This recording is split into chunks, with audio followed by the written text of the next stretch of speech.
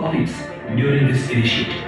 आमच्याकडे अडचण काय झाली मी शिकायचं का तर नोकरी करण्यासाठी. जोपर्यंत आम्ही शिक्षण नोकरीसाठी घेऊ तोपर्यंत आम्ही कुणाचे तरी नोकर बनू. जोपर्यंत आम्ही स्वतःला घडण्यासाठी आणि राष्ट्र घडवण्यासाठी शिक्षण घेत नाही तोपर्यंत आम्ही मालक बनत नाही. ही पहिली गोष्ट आम्ही लक्षात घ्यायला.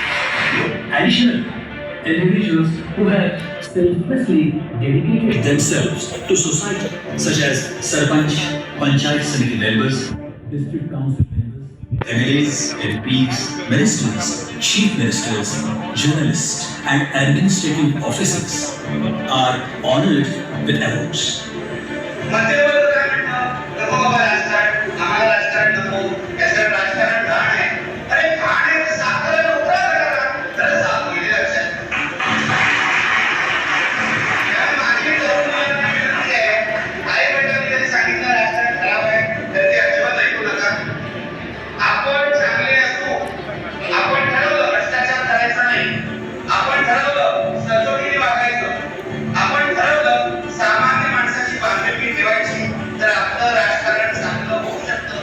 In the Yuva Sansad, experts from the fields of education, social work,